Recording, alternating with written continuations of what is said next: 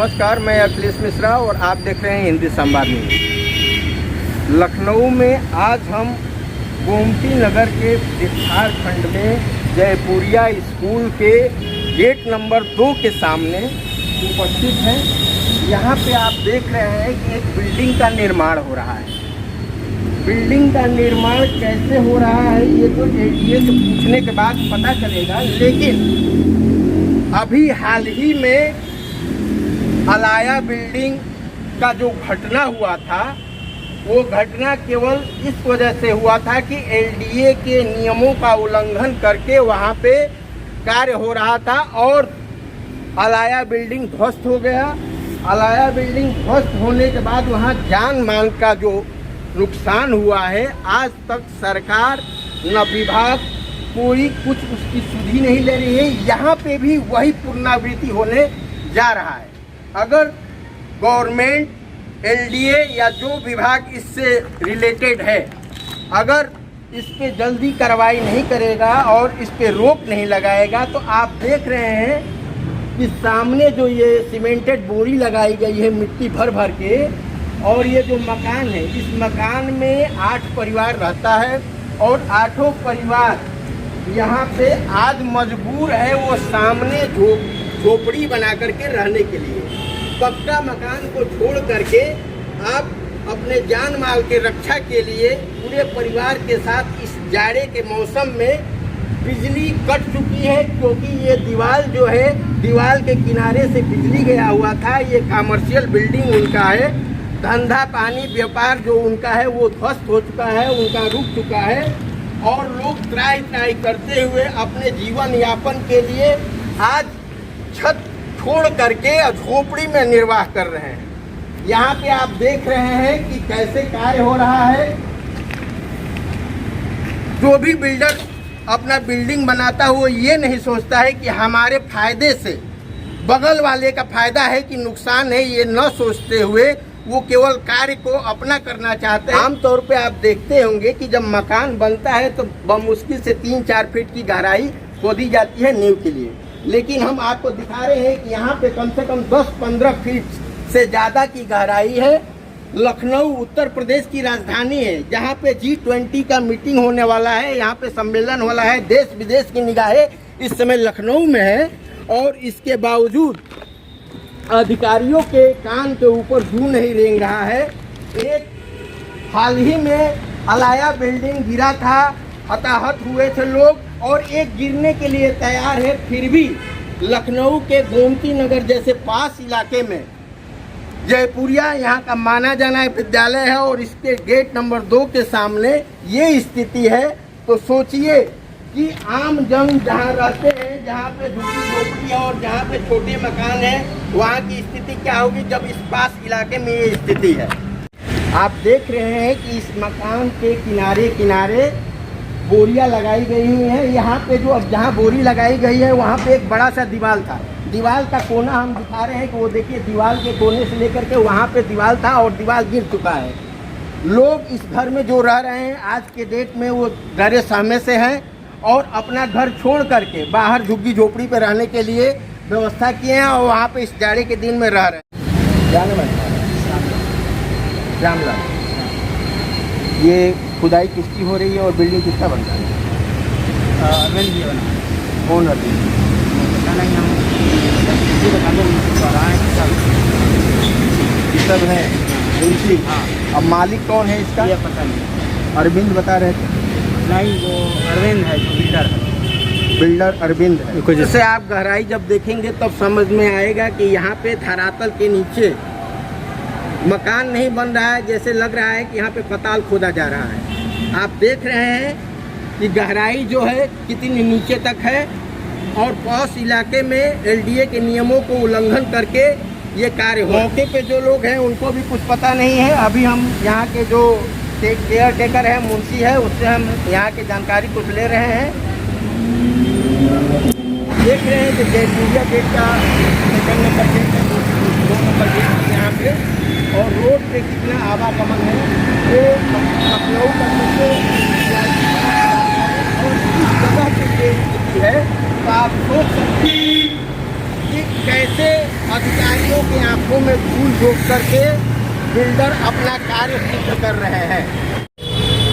आप देख रहे हैं, जैसा कि मैं नीचे से बता रहा था कि यहाँ पे दीवार का निर्माण हुआ था और दीवार टूट चुकी है। बिल्डर ने जब घर बनाना शुरू किया और नींव हद से ज़्यादा जब खोद दिया तो यहाँ पे ये दीवार नीचे भरभरा के गिर गई और आनन फानन में वो रात में लग करके उन लोगों ने बोरी यहाँ पे लगा करके वो किया है। इसके बावजूद आप देख सकते हैं कि मकान के अंदर दरार आ चुका है। मकान के अंदर रहने वाले लोग घर छोड़ करके बाहर आ चुके हैं। आप देख रहे हैं कि घर के जो लोग हैं वही बाहर यहाँ पे उपस्थित हैं और पक्के मकान होने के बावजूद आज झुग्गी झोपड़ी के अंदर रहने के लिए मजबूर हैं। शासन और प्रशासन को मैं ये ध्यान दिलाना चाहता हूँ कि ऐसे बिल्डरों के ऊपर सख्त से सख्त कार्रवाई। आप देख रहे हैं कि यहाँ पे जैक के द्वारा बड़े बड़े जैक लगा करके और ये मकान रोका गया हुआ है। जैक कभी भी हटेगा तो ये बिल्डिंग भरभरा के गिर जाएगा। अब इसका कोई वो नहीं क्योंकि इसकी नींव हिल चुकी है। बिल्डर यहाँ पे जिसका मकान है वो व्यवसाय करता है, उसका व्यवसाय रुका हुआ है।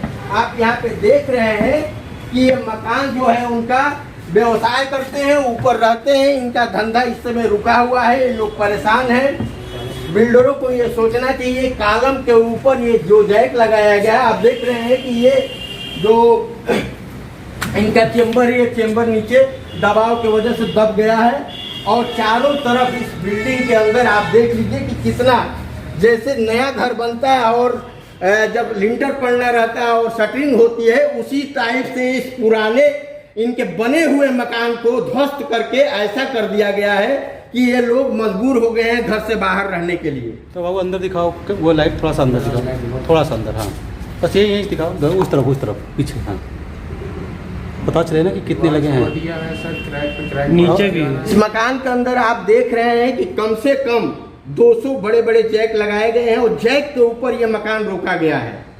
लेकिन ये कोई सलूशन नहीं है। आने वाले समय में जैक जैसे ही हटेगा ये मकान भरभरा के गिर सकता है और जान माल का हाल हो सकता है। यही सोच करके मकान वाले इस घर को छोड़ चुके हैं। उनके दिल से पूछे कि उनके ऊपर क्या बीत रहा होगा। यहाँ पे एक मंदिर है, इस मंदिर भी टूट चुका है। लटक बीम आप देख रहे हैं, लटक बीम में क्रैक आ चुका है और सारे लोग इस घर से हटने के लिए मजबूर हो गए हैं। जो यहाँ के रहने वाले हैं हम उनसे पूछते हैं, चलता है क्योंकि बना हुआ किचन छोड़ करके ये बाहर रहने के लिए मजबूर हो गए हैं। मकान के जो मकान मालिक हैं उनके बेटे हैं जो यहाँ पे रहते हैं, चलते हैं उनसे बात करते हैं। आपका नाम क्या है? मेरा नाम दुर्गा प्रताप सिंह चौहान है। दुर्गा प्रताप सिंह जी, जब ये मकान बन रहा था, जब स्टार्ट हुआ तब आपने रोकने का प्रयास किया था? जी मैंने रोकने का प्रयास किया था और मैंने इनसे बोला भी था कि आप 4, 5, 6 फुट जितना भी आप कम करके बनाएं उतना ज़्यादा सही रहेगा ताकि हमारा घर बचा रहे। और इन लोगों ने मेरी एक भी नहीं सुनी, ज़बरदस्ती किया और जेसीबी लगा के इन्होंने बारीक बारीक मट्टी निकाल ली और हमारे घर के जड़ तक बुनियाद तक पहुँच गए ये।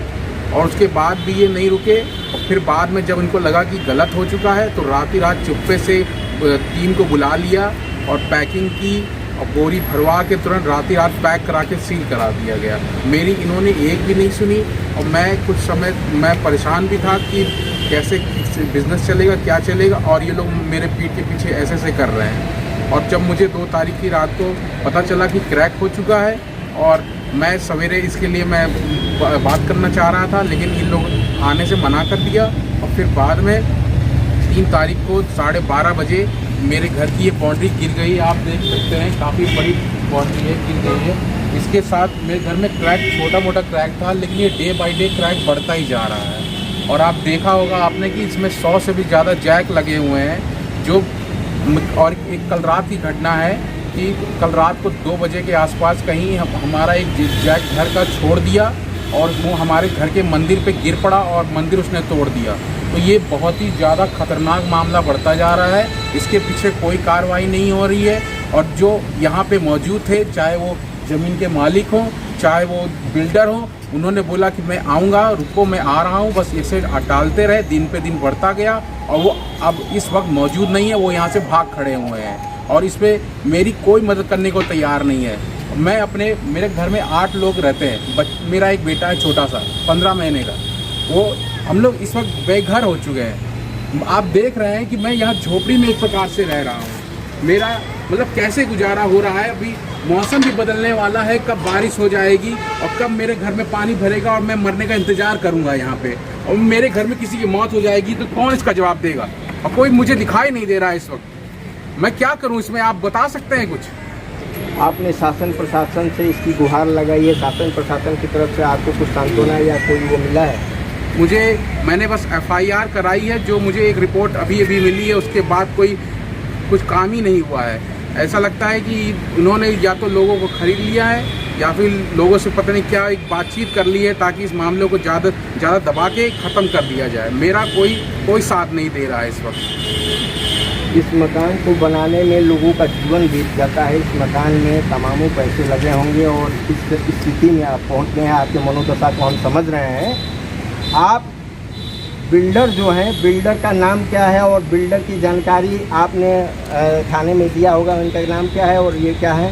ज़मीन के मालिक का नाम है सानू रस्तोगी और जो बिल्डिंग बना रहा था उसका नाम था अमरेंद्र प्रताप सिंह और दीपू सिंह। ये लोग बिल्डिंग मालिक थे, वो डॉक्टर साहब हैं, और जो बना रहा था वो एक बिल्डर या ठेकेदार, आप ये नाम है इनका, ये काम करते हैं ये। LDA से कोई टीम आई थी? LDA से कोई टीम आई थी? LDA से कोई टीम आई थी। उस वक्त मैं FIR की कॉपी लेने गया हुआ था और जब मैं वापस आया तो पता नहीं LDA वालों ने बस 11 फुट की जांच देख के चले गए। बस बोला कि बस आधा मीटर ज़्यादा इन्होंने खोद दिया, बस इतनी बात बता के वो चले गए मेरे आने तक। कोई कार्रवाई नहीं की? मतलब कोई कार्रवाई नहीं हुई, आधा मीटर ज़्यादा खुदा है, मतलब नियम के विरुद्ध कार्य हुआ है। इसके बावजूद भी LDA वाले कुछ किए नहीं? कुछ नहीं किए हैं, जबकि उन्होंने हमारा इस तरफ का जांचा। मेन घर तो हमारा इधर है, यहाँ से जांचना चाहिए था। ये तकरीबन 20 फुट गहरा है। अब ये डे बाई डे मैं कुछ नहीं कर सकता इसमें, और इसके बारे में कोई मेरी मदद भी नहीं कर रहा है। मैं क्या करूँ, आप बताएंगे? उत्तर प्रदेश की सरकार इस समय योगी की सरकार है और लोगों के साथ न्याय होता है। आप निश्चिंत रहिए, हम अपने चैनल के माध्यम से जो भी प्रशासनिक अधिकारी है, जो भी है, उससे आपकी गुहार लगाएंगे और प्रयास करेंगे कि आपको न्याय 100% मिल सके। आपने यही देखा कि राजधानी के ऐसे पॉश इलाके में जहाँ पे 24 घंटे आवागमन हो रहा है और यहाँ का गोमती नगर का सबसे बड़ा कॉलेज, उसी के ठीक सामने एक कमर्शियल बिल्डिंग बन रहा है जयपुरिया स्कूल के गेट नंबर 2 के सामने।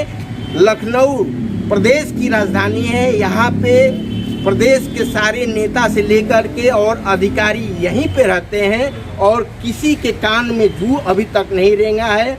ये घटना 1-2 तारीख का है, आज 7 तारीख हुआ है, 1 हफ्ता हो गया, लेकिन अभी तक किसी अधिकारी ने इस कार्य को लेकर के अपनी क्षमता को दिखाया नहीं। और जो यहाँ पे जिनका मकान है, जो लोग यहाँ पे परेशान हैं, उनसे कोई मिला नहीं है। लेकिन हम हिंदी संवाद का हमेशा से यही प्रयास रहा है कि मजबूरों की बातों को उठाना, मजबूरों के ऊपर अगर जुल्म हुआ है तो उस जुल्म को सरकार के समक्ष रखना, और सरकार हमारी बातों को सुनती भी है। और योगी जी से हमारा पुनः आग्रह है, हिंदी संवाद का पुनः आग्रह है कि अभी हाल ही में आलाया बिल्डिंग का जो हाल हुआ था, वही हाल होने के लिए यहाँ पे 100% तैयार है। ये कभी भी घटना दुर्घटना हो सकता है। अगर खुदा न खास्ता, भगवान न करे कि अगर हल्का सा भी भूकंप आया तो ये भरभरा के पूरा मकान गिर जाएगा। लोग तो इस घर के जो हैं वो बाहर रहने के लिए मजबूर हो ही गए हैं, लेकिन कल वो कैसे अपना जीवन यापन करेंगे, ये सोचने वाली बात है। नमस्कार, आपने देखा कि मैंने एक मजबूर का हाल अपने हिंदी चैनल माध्यम से, हिंदी संवाद के माध्यम से आपको बताया और सरकार से आग्रह भी किया हूँ कि जल्द से जल्द इस पे कोई न कोई कठिन और कठोर कार्य करके इस बिल्डरों के ऊपर इनके साथ न्याय किया जाए। नमस्कार।